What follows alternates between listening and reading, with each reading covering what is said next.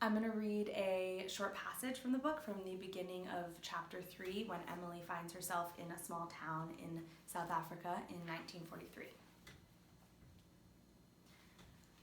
I knew her immediately, this girl hurrying beside me. There was something about the feel of her, more than anything physical, as she looked so different from the grandma I knew. Something dramatic must happen to the way people look once they move into that shady time world of being old. As beautiful, dynamic, and alive as Grandma in Australia was, I had to search the face of this pretty young girl, thin as a rake and with a mop of curly dark hair to find her. Yes, there was that spark in her eyes which revealed delight in the world, but also something wary. And here I was, in faraway South Africa, very likely somewhere near the tiny town of Koppies, a one-horse town, as she'd always described it, where Grandma had grown up.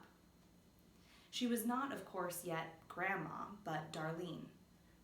I picked up my pace to match hers, stumbling on the loose stones of the unpaved road. All around us, stretching endlessly, were bleached fields, dotted here and there with enormous haystacks. The mud hut village was behind us, and I could see another up ahead on the horizon. The sky showed the cautious light of a new day, and already it was hot. The cotton jacket I was wearing, faded blue, slightly too large, felt uncomfortably heavy.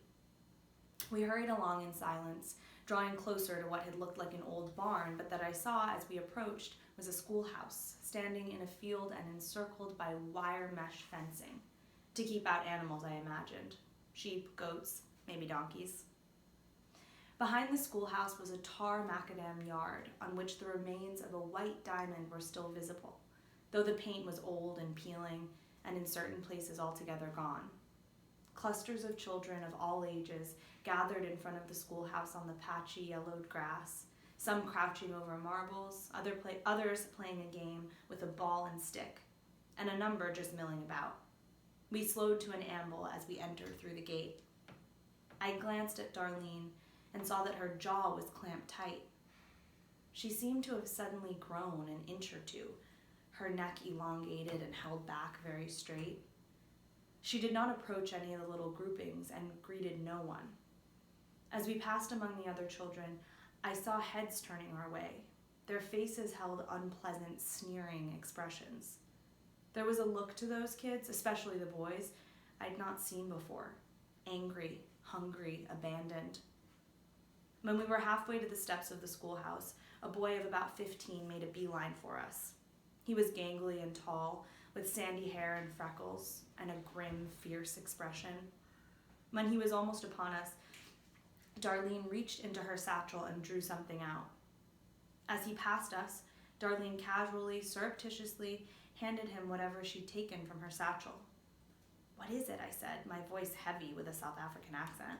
"Shh," Darlene said. "I'll tell you later." After that, I followed Darlene's example. I stopped stealing glances around me and instead looked straight ahead. Inside, the schoolhouse was larger than it appeared from outside. It consisted of 4 comfortably sized rooms, 2 on each side of a wide, bare hallway lined with old wooden cubbies in ramshackle condition. Darlene paused by one. The shelf and hook were missing, and the wood on the sides was split. She removed a notebook from her satchel and placed the bag on the floor of the cubby. Then she took off her jacket, folded it neatly, and laid it on top of the bag. I did the same, finding I had a similar notebook, placing first my satchel and then my folded jacket into the adjoining cubby. The hallway was buzzing with movement and noise as children hurried here and there. An ear-splitting bell clanged, and everybody, suddenly silent, filed into their classrooms.